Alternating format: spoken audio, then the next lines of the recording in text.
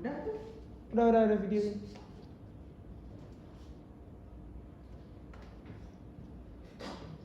Pengadilan Negeri Banda Aceh yang memeriksa dan mengadili perkara pidana pada tingkat pertama dengan acara pemeriksaan biasa dengan nomor registrasi 05-Khusus-Anak-10-10-2024 atas nama anak pelaku pada hari ini akan segera dibuka.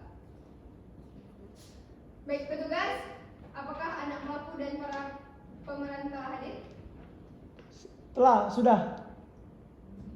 Baik, jaksa penuntut umum silakan memasuki ruangan. Dan penasihat hukum silakan memasuki ruangan.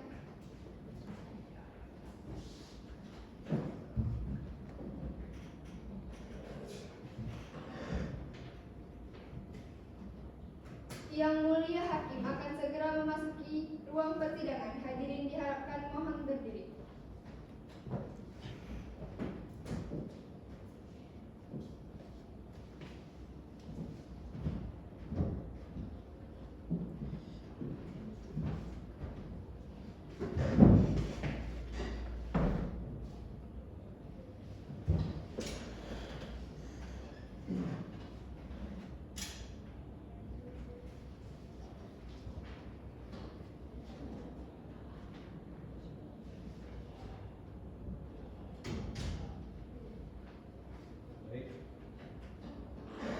Bismillahirrahmanirrahim. Pengadilan Negeri Banda Aceh yang memeriksa dan mengadili perkara pidana pada tingkat pertama dengan acara pemeriksaan biasa dengan nomor registrasi 05-Anak-10 atas nama anak pelaku pada hari ini Kamis 7 November 2024 dengan agenda pembacaan jawaban oleh penuntut umum. Maka sidang hari ini dinyatakan dibuka dan tertutup untuk umum.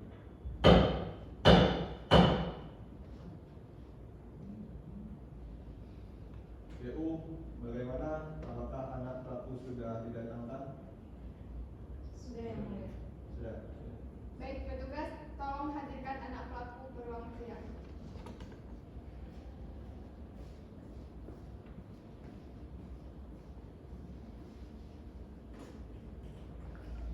Saudara anak pelaku, apakah Anda hari ini sehat? Sehat. Apakah Anda sudah siap untuk mengikuti persidangan? Siap yang mulia. Siap. Baik, untuk selanjutnya agenda pada hari ini yaitu pembacaan jawaban oleh penuntut umum. Apakah penuntut umum sudah siap untuk membacakan suratnya? Sudah. Apakah salinannya sudah diberikan kepada pengacara? Sudah. Baik, silakan dimulai. Kejaksaan Agung Republik Indonesia, Kejaksaan Tinggi Aceh, Kejaksaan Negeri Kota Banda Aceh. Demi keadilan. Jawaban penuntut umum atas pembelaan penasihat hukum terdakwa. Nomor register perkara 05-Anak-10-2024. Majelis Hakim yang mulia, terdakwa anak pelaku dan saudara tim penasihat hukum terdakwa yang kami hormati serta hadirin sidang yang kami muliakan. Pertama-tama marilah kita mengucapkan puji syukur kehadirat Tuhan Yang Maha Esa yang telah memberikan berkat rahmat-Nya sehingga kita dapat hadir di ruang sidang ini dalam keadaan sehat walafiat tanpa kekurangan satupun. Pada kesempatan ini kami selaku penuntut umum dalam perkara Aquo mengucapkan terima kasih kepada Majelis Hakim Pengadilan Negeri Banda Aceh yang memeriksa dan mengadili perkara ini yang telah memberikan kesempatan kepada kami penuntut umum untuk mengajukan jawaban atas pembelaan tim penasihat hukum terdakwa. Setelah penuntut umum mencermati dan membaca secara seksama materi pembelaan tim penasihat hukum terdakwa, kami menyimpulkan bahwa terdapat hubungan dan keterkaitan yang erat antara materi pembelaan yang satu dengan lainnya. Sehingga untuk materi-materi yang saling berkaitan erat tersebut tidak akan kami jawab secara khusus lagi karena secara mutatis mutandis jawaban terhadap materi tersebut dianggap telah terjawab melalui pembahasan pada materi-materi yang menurut kami bersifat pokok. Maka dari itu sebelum menjawab pembelaan tim penasihat hukum terdakwa dalam perkara Aquo, perlu untuk dipahami bahwa kami hanya menjawab dalil-dalil pembelaan yang kami anggap pokok saja dengan berdasar pada surat tuntutan yang telah kami susun dan uraikan sesuai dengan fakta-fakta pembuatan perbuatan anak pelaku yang didukung oleh keterangan ahli, surat petunjuk, keterangan terdakwa dan alat bukti lain sesuai dengan ketentuan pasal 184 ayat 1 KUH Perdata. Kita Undang-Undang Hukum Acara Perdata. Kami menyadari bahwa dalam menanggapi tim pembela penasihat hukum terdakwa, perbedaan pendapat pasti tidak dapat dihindari. Kendati pun demikian, kami berterima kasih kepada terdakwa anak pelaku serta tim penasihat hukumnya yang telah berusaha menyampaikan pembelaan dengan begitu panjang lebar dalam menguraikan fakta-fakta yang menurut tim penasihat hukum terdakwa dapat dijadikan pertimbangan bagi majelis hakim dalam memeriksa dan mengadili perkara akuo. Bahwa tim penasihat hukum terdakwa dan pembelaannya telah menyampaikan beberapa materi pembelaan sebagai berikut. 1. Identitas terdakwa, anak pelaku berusia 16 tahun, masih belajar. 2. Tuduhan. Dakwaan menyebutkan pasal 363 ayat 1 ke-3 dan ke-5 Kitab Undang-Undang Hukum Pidana serta Undang-Undang Sistem Peradilan Pidana Anak. 3. Pembelaan niat jahat, tidak ada bukti niat jahat atau dolus dalam tindakan anak pelaku. 4. Lokasi, anak pelaku tidak berada di tempat kejadian seperti yang dituduhkan. 5. Tidak ada perusakan, anak pelaku tidak memaksa masuk atau merusak apapun untuk masuk ke dalam rumah korban. 6. Barang bukti yang diambil, anak pelaku hanya mengambil MacBook dan iPad, barang lain yang dituduhkan tidak terbukti diambil. 7. Perlindungan anak, proses hukum harus mempertimbangkan status terdakwa sebagai anak di bawah umur. 8. Kesimpulan, bukti tidak cukup, dakwaan tidak dapat diterima. Untuk menanggapi pembelaan tim penasihat hukum terdakwa yang telah disampaikan pada persidangan hari Kamis tanggal 31 Oktober 2024, kami akan menegaskan terlebih dahulu bahwa jawaban yang akan kami sampaikan tetaplah merupakan bagian yang tidak terpisah dari surat tuntutan yang telah kami bacakan dalam persidangan hari Kamis tanggal 24 Oktober 2024. Untuk itu, terhadap materi-materi pembelaan tersebut, kami akan menyampaikan jawaban sebagai berikut. 1. Tentang unsur niat jahat atau dolus. Dalam eksepsinya, penasihat hukum terdapat berargumen bahwa anak pelaku tidak memiliki niat jahat atau dolus dalam melakukan tindakan yang didakwaan. Mereka berpendapat bahwa tindakan yang dilakukan oleh anak pelaku tidak menunjukkan adanya niat untuk mencuri barang-barang korban. Namun setelah mencermati dan mengevaluasi seluruh bukti dan kesaksian yang telah dihadirkan di persidangan, kami berpendapat bahwa unsur niat jahat atau dolus jelas terbukti. Berdasarkan keterangan saksi dan pengakuan anak pelaku sendiri telah terungkap bahwa pada malam kejadian, anak pelaku dengan sengaja mendekati rumah korban dengan tujuan untuk melakukan tindakan yang tidak sah, yaitu mengambil barang-barang milik korban tanpa izin. Niat jahat ini tercermin dalam rangkaian tindakan yang dilakukan anak pelaku, mulai dari memanjat pagar hingga masuk ke dalam rumah korban melalui ventilasi kamar mandi. Fakta bahwa anak pelaku mempersiapkan tas ransel untuk menyimpan barang-barang yang diambilnya semakin memperjelas niatnya untuk mencuri.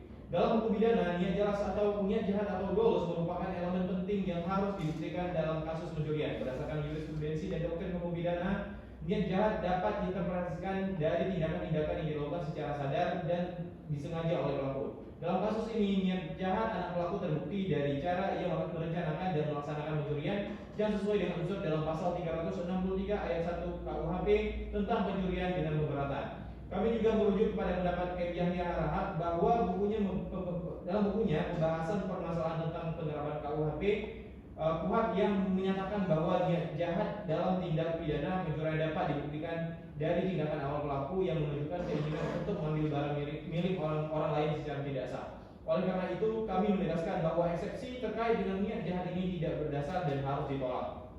2. Tentang masuknya anak pelaku ke rumah korban. Selanjutnya, penasihat hukum terdakwa mengajukan eksepsi bahwa anak pelaku tidak memanjat pagar atau merusak ventilasi kamar mandi seperti yang didakwaan oleh penuntut umum. Dalam hal ini, kami berpendapat bahwa argumen tersebut bertentangan dengan fakta-fakta yang terungkap di persidangan. Berdasarkan keterangan saksi dan hasil OTKP, jelas bahwa anak pelaku memanjat pagar rumah korban untuk masuk ke dalam perkarangan. Fakta ini diperkuat dengan adanya bekas jejak kaki di sekitar pagar dan saksi yang melihat keberadaan anak pelaku di lokasi tersebut. Selain itu, kerusakan pada ventilasi kamar mandi ditemukan saat pemeriksaan saat menunjukkan bahwa anak pelaku masuk ke dalam rumah korban melalui ventilasi tersebut. Unsur pemberatan dalam pasal 363 ayat 1 KUHP menyatakan bahwa pencurian yang dilakukan dengan cara merusak atau memanjat memiliki sifat memberatkan hukuman. Dalam hal ini, tindakan anak pelaku yang memanjat pagar dan merusak ventilasi jelas memenuhi unsur tersebut. Kami juga mengacu pada putusan Mahkamah Agung nomor 951 memenuhi 951 K/Pid/1983 yang menegaskan bahwa pencurian dengan cara masuk ke dalam rumah melalui perusakan atau dengan memanjat pagar merupakan pencurian dengan pemberatan yang memiliki ancaman hukuman lebih tinggi. Oleh karena itu, kami berpendapat bahwa eksepsi terkait dengan cara masuk dalam rumah tidak relevan dan harus ditolak, mengingat fakta-fakta yang sudah terungkap jelas di persidangan. 3. Tentang barang-barang yang diambil. Penasihat hukum terdakwa mengklaim bahwa anak pelaku hanya mengambil MacBook dan iPad, sementara barang-barang lain seperti uang tunai dan barang-barang elektronik lainnya tidak diambil. Namun fakta yang terungkap di persidangan menunjukkan sebaliknya. Berdasarkan kesaksian korban dan barang bukti yang ditemukan saat penangkapan, barang-barang milik korban termasuk MacBook, iPad, dan sejumlah uang tunai ditemukan dalam penguasaan anak pelaku. Fakta ini diperkuat dengan keterangan saksi yang melihat anak pelaku meninggalkan lokasi kejadian dengan membawa tas ransel yang diduga berisi barang-barang curian tersebut. Barang bukti lainnya yang ditemukan termasuk charger dan aksesoris elektronik juga merupakan barang-barang milik korban yang diambil oleh anak pelaku. Terkait argumen penasihat hukum bahwa tidak mungkin anak pelaku membawa semua barang tersebut dalam tas ranselnya yang kecil, kami berpendapat bahwa argumen ini tidak relevan. Fakta bahwa sebagian barang ditemukan dalam kepemilikan anak pelaku sudah cukup untuk membuktikan tindak pidana pencurian. Pasal 363 ayat 1 KUHP tidak mensyaratkan bahwa pelaku harus membawa seluruh barang curian sekaligus untuk memenuhi unsur pencurian. Yang penting adalah bahwa ada niat dan tindakan untuk mengambil barang milik orang lain secara melawan hukum. Jurisprudensi dalam putusan Mahkamah Agung nomor 1986K/PIT/1990 menegaskan bahwa dalam kasus pencurian yang menjadi fokus adalah niat dan tindakan pengambilan barang, bukan jumlah barang yang diambil atau kapasitas barang yang dibawa. Dengan demikian, kami berpendapat bahwa eksepsi terkait barang-barang yang diambil tidak memiliki dasar hukum yang kuat dan harus ditolak. 4. Tentang proses masuk dan pembuktian pencurian. Dalam eksepsinya, penasihat hukum terdakwa juga menyatakan bahwa anak pelaku tidak mungkin membawa semua barang yang didakwaan karena keterbatasan kapasitas tasnya. Namun, seperti yang telah kami sampaikan sebelumnya, argumen ini tidak relevan dalam konteks pembuktian tindak pidana pencurian.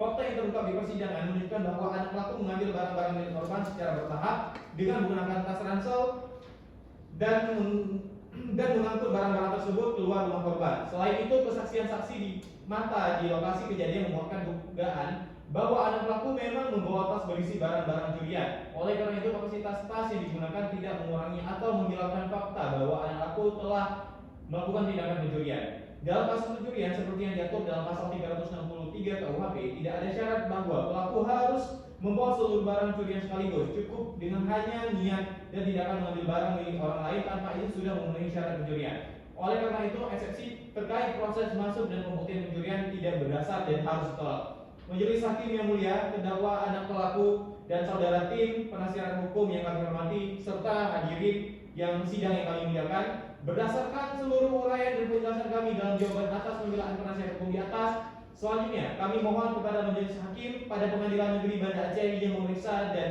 mengadili perkara akuo untuk 1. Menolak pembelaan yang diajukan oleh tim penasihat hukum terdakwa. 2. Menerima jawaban penuntut umum atas pembelaan penasihat hukum dan kami tetap pada pendapat kami sebagaimana yang telah kami uraikan dalam surat tuntutan dengan nomor register perkara 204-PIT-Anak-03-2004 Kejari Banda Aceh atas nama terdakwa anak pelaku. Demikianlah jawaban penuntut umum atas pembelaan penasihat hukum terdakwa ini kami bacakan dan serahkan pada persidangan hari ini tanggal 7 November 2024. Penuntut umum Banda Aceh 6 November 2024, Opi Yuliani Uswatun SHMH sebagai jaksa Nadia dan Muhammad Zakir Raihan SHMH selaku jaksa Nadia. Baik, terima kasih dari jaksa penuntut umum. Sekarang bagaimana dari anak terdakwa atau dari penasihat hukum dari terdakwa, apakah ada perlu yang ditanyakan atau pendapat lain terhadap pembacaan pembelaan jawaban itu? Saat ini belum ada ya. Belum ada. Oke, maka karena tidak ada tanggapan dan juga sudah kita bacakan tadi, kita dengarkan bersama bahwasanya di sidang pada hari ini yaitu pembacaan jawaban oleh penasihat jaksa penuntut umum. Maka oleh karena itu kami dari majelis hakim minta waktu selama 7 hari untuk mempersiapkan agenda kita selanjutnya, yaitu terkait dengan pembacaan kesimpulan. Maka oleh sebab itu sebelumnya hakim menanyakan apakah 7 hari ke depan para pihak JPU dan penasihat hukum dapat hadir di persidangan ini. Baik. Maka Oleh sebab itu, sidang akan dilanjutkan pada hari Kamis tanggal 14 November 2024 dengan agenda pembacaan putusan sela oleh majelis hakim. Maka sidang hari ini dinyatakan ditunda dan ditutup.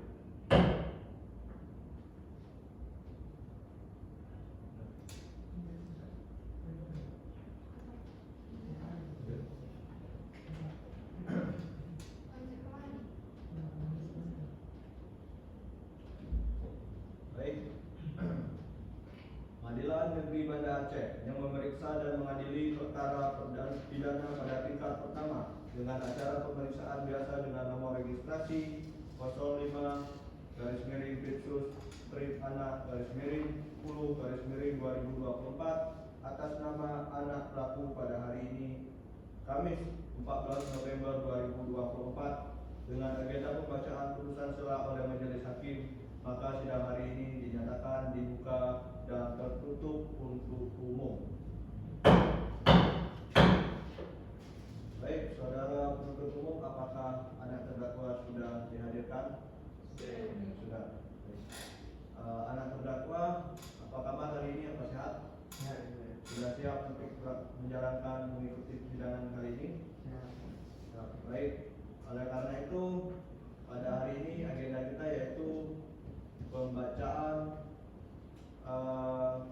putusan sela oleh hakim. Maka oleh sebab itu kami mohon untuk pada seluruh hadirin di sini untuk mendengar dan menyimak bersama putusan sela ini. Sebelumnya hakim juga menanyakan apakah JPU dan penasihat hukum sudah mendapatkan salinan? Sudah ya. Baik. Putusan sela.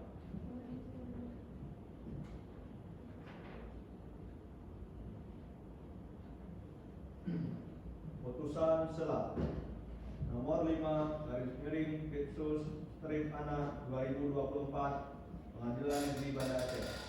Demi keadilan berdasarkan ketuhanan yang Maha Esa, Pengadilan Negeri Banda Aceh yang mengadili perkara pidana anak pada tingkat pertama dengan acara pemeriksaan biasa telah menjatuhkan putusan sela sebagai berikut.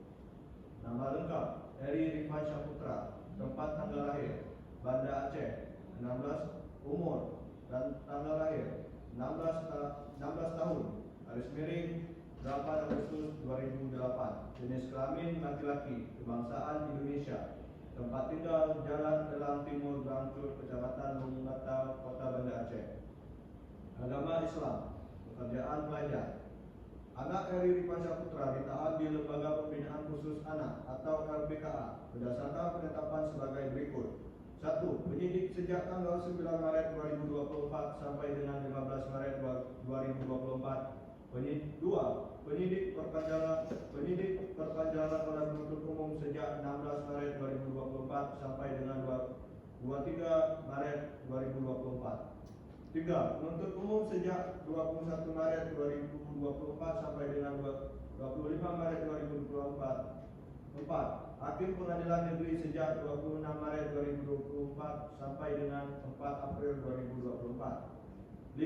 Hakim Pengadilan Negeri perpanjangan oleh Ketua Pengadilan Negeri sejak 5 April 2024 sampai dengan 19 April 2024. Terdakwa atau anak dalam perkara ini didampingi oleh penasihat hukumnya, yaitu Tengku Muhammad Ramadansyah, SHMH, yang seluruhnya merupakan advokat penasihat hukum pada Muhammad Riz and Partner, yang beralamat di Jalan Tengku Pulau di Baru, nomor 22, Kampung Baru, Kecamatan Baitur Rahman, Kota Banda Aceh, sesuai dengan surat penetapan tanggal 26 Maret 2024 nomor W1.U19 garis miring 172 garis miring HK titik 02 garis miring 3 garis miring 2024 Pengadilan Negeri Banda Aceh tersebut setelah membaca dan mempelajari 1. Surat penetapan Ketua Pengadilan Negeri Banda Aceh nomor 5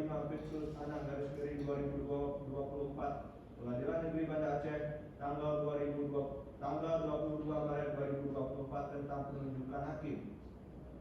2. Surat penetapan hakim nomor 5 Pitsus anak garis miring 2024 Pengadilan Negeri Banda Aceh tanggal 22 Maret 2024 tentang penetapan hari sidang. 3. Hasil penelitian kemasyarakatan. 4. Berkas perkara dan surat lain yang bersangkutan. Setelah mendengar dan memperhatikan pembacaan surat dakwaan oleh jaksa penuntut umum pada hari Kamis tanggal 24 Oktober 2024 dengan nomor register 5/Fixus-Anak/2024 Pengadilan Negeri Banda Aceh tertanggal 24 Oktober 2024. 2. Pembacaan nota keberatan eksepsi dari penasihat hukum terdakwa yang dibacakan pada hari Kamis tanggal 24 Oktober 2024. 3. Pembacaan tanggapan dari jaksa penuntut umum terhadap nota keberatan eksepsi dari penasihat hukum terdakwa yang dibacakan pada tanggal 24 Oktober 2024. Menimbang bahwa terdakwa dihadapkan di muka sidang Pengadilan Negeri Banda Aceh oleh jaksa penuntut umum dengan surat dakwaan yang disusun secara kombinasi dan telah dibacakan pada persidangan pertama pada hari Kamis 24 Oktober 2024 sebagai berikut. A. Dakwaan. Pemeriksaan dalam sidang. Setelah membaca berkas perkara dan penetapan yang relevan, mendengar keterangan saksi-saksi, pembacaan dakwaan oleh penuntut umum, serta mendengar tanggapan dari penasihat hukum dan permohonan keringanan dari anak terdakwa, pengadilan telah memeriksa perkara dengan seksama. Pertimbangan pengadilan menimbang bahwa berdasarkan dakwaan penuntut umum, anak terdakwa didakwa melakukan tindak pidana pencurian dengan pemberatan sebagaimana diatur dalam pasal 363 ayat 1, ketiga, dan kelima Kitab Undang-Undang Hukum Pidana Junto Undang-Undang Republik Indonesia Nomor 11 Tahun 2020, Nomor 11 Tahun 2012 tentang Sistem Peradilan Anak, bahwa terhadap dakwaan tersebut penasihat hukum anak terdakwa mengajukan keberatan atau eksepsi, namun setelah dipertimbangkan keberatan tersebut tidak cukup beralasan. Memutuskan menolak eksepsi yang diajukan oleh penasihat hukum anak terdakwa, menyatakan bahwa surat dakwaan penuntut umum sah dan dapat diterima, memerintahkan pemeriksaan perkara ini dilanjutkan ke tahap pembuktian, menetapkan bahwa anak terdakwa tetap dalam tahanan di Lembaga Pembinaan Khusus Anak atau LPKA. Putusan ini diambil oleh majelis hakim setelah melalui musyawarah yang teliti dan seksama. Mengadili. 1. Menyatakan bahwa Pengadilan Negeri Banda Aceh berwenang untuk mengadili perkara ini.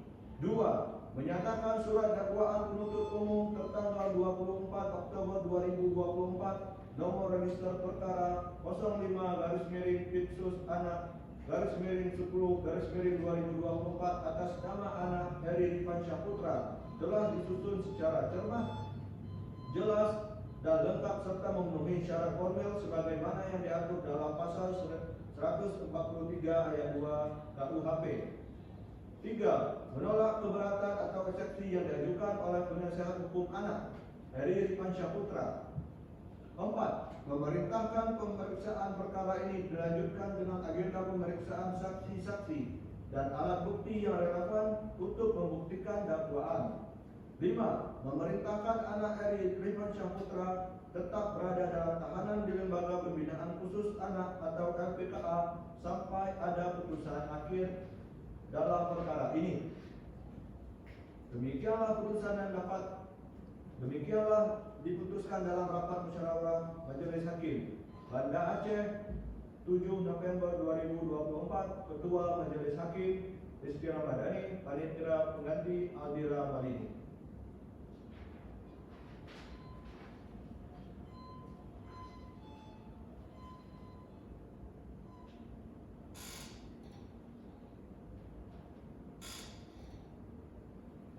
Baik, oleh karena itu Majelis Hakim menolak eksepsi yang telah diajukan oleh penasihat hukum dari terdakwa dan menerima pendapat dari PPU. Maka oleh sebab itu kita lanjutkan ke tahap persidangan selanjutnya, yaitu pembuktian.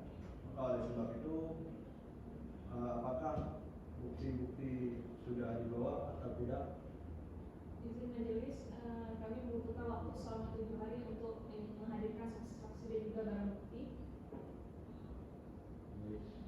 Baik, oleh karena itu maka sidang akan kita laksanakan dalam 7 hari ke depan, yaitu pada tanggal 21 November 2024. Karena itu sebelumnya kami tanyakan apakah penasehat hukum dan jaksa penuntut umum dapat berhadir pada tanggal tersebut. Bisa. Baik, oleh karena itu Panitera untuk mengatur jadwal agenda persidangan selanjutnya. Apakah ada persidangan di tanggal 21? Tidak ada yang mulia. Tidak. Baik, oleh karena itu sidang akan dilanjutkan pada hari Kamis tanggal 21 November 2024 dengan agenda pemeriksaan barang bukti dan alat bukti. Maka sidang hari ini dinyatakan ditunda dan ditutup.